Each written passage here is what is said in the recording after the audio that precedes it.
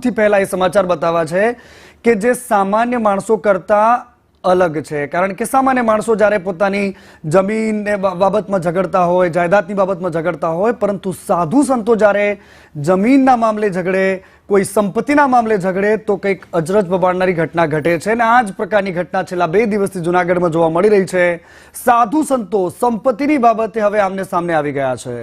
મોહ માયા અને સંપત્તિનો ત્યાગ કરીને જ સાધુ બનતા હોય છે, પરંતુ જૂનાગઢમાં સાધુઓ સંપત્તિ માટે પૂજ્ય તનસુખગીરી બાપુની સમાધિ ઉપર જ બાખડી પડ્યા। ગિરનાર પર્વત પર શર્મસાર થયો તનસુખગીરી બાપુની અંતિમ વિધિના સમયે જ સમાધિ પાસે જ તેમના વારસદાર એટલે કે અંબાજી મંદિરના મહંત અને ભીડભંજન મહાદેવ મંદિરની જગ્યાની દેખરેખ માટે પ્રેમગીરીની નિયુક્તિ કરવામાં આવી, જેનો વિરોધ તનસુખગીરી બાપુના સેવકો તેમજ પરિવારજનો દ્વારા કરવામાં આવ્યો। પરિવારજનો દ્વારા આત્મવિલોપનની ચીમકી પણ ઉચ્ચારવામાં આવી છે। કાયદેસરના વારસદાર તરીકે તેમના પરિવારજનો અને તેમની સેવા ચાકરી કરતા દુષ્યંતગીરીની નિમણૂક કરવાની હોય છે, પરંતુ આ નિમણૂક ન થઈ અને ખોટી રીતે થઈ મન ફાવે તેમ અખાડા દ્વારા કરવામાં આવી હોવાનો આરોપ કરવામાં આવ્યો છે। અને આ જ મામલે જૂનાગઢના સાધુ સંતોમાં પણ અત્યારે 2 ભાગ પડ્યા છે અને આખો વિવાદ અત્યારે ચોરે ને ચોટે ચર્ચામાં છે। કારણ કે સામાન્ય માણસો જ્યારે બબાલ કરે, ઝઘડા કરે તો એ સમજી શકાય છે, પરંતુ જેમને કોઈ જ લેવા દેવા નથી એવા સાધુ સંતો પણ જ્યારે સંપત્તિ માટે ઝઘડતા થઈ જાય તો કંઈક અચરજ પમાડે છે। આજે અખાડા પરિષદમાંથી બધા એના યુવા મોટા સાધુ આવે ને વરિષ્ઠ એમ કહે છે કે એને તમે કદાચ કોઈ ન હોય તો એની જગ્યાએ અમે પ્રેમગીરી બાપુની અને અથવા બીજા કોઈ સાધુની અમે નિમણૂક કરે, પણ એ અમારો પરિવાર કોઈ સ્વીકારવા તૈયાર નથી। અને તનસુખગીરી બાપુએ કીધું હતું જ કે અમારે વડવાની સમાધિ અહીંયા છે અને અમારા જ છે બધા, એવી રીતે કે ચેલો થાય તો મારો દુષ્યંતગીરી જ થાય, એવી રીતે બાપુએ મને ચોખ્ખું કીધેલું છે। એવી રીતે અમારી માંગણી એમ છે કે આ જગ્યા અમારી હક ઈચ્છાની છે। અખાડો ગમે એવો નિર્ણય લે તો અમે નિર્ણય નહીં લેવા દઈએ અને એ કોઈ પણ મંદ ઘોષિત કરે અમે ઘોષિત નહીં થવા દઈએ।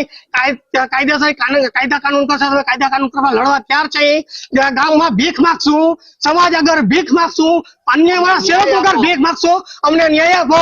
આવા કોઈ પણ પદાધિકારી અખાડાના એને આવું અમારે ન કરવું જોઈએ। किसी को तनसुखगिर जी महाराज ने या दत्तगिर जी महाराज ने, दत्तगिर जी महाराज थे तनसुखगिर जी के पहले भी, ये कम से कम 31 पीढ़ी चली आ रही है।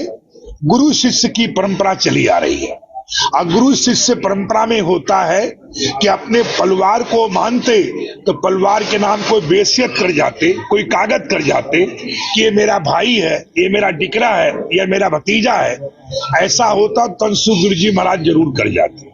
आ चांद बोदला परिवार कहवाय એટલે ઈ પરંપરાની અંદર જે પરિવાર આવે એની અંદર પ્રભુ 14 મળી છેલ્લે બાકી આની અંદર નિર્ણય લીએ છે। પહેલા અખાડો નિર્ણય લીએ, પછી મઢી નિર્ણય લીએ અને પછી હરેક પરિવાર વાળા નિર્ણય લીએ। તો આજે અખાડાના સર્વે સંતો એ નિર્ણય લઈ કરી અને આજે महाराज श्री प्रेमगिरी ने यहाँ महत्व घोषित કર્યા છે।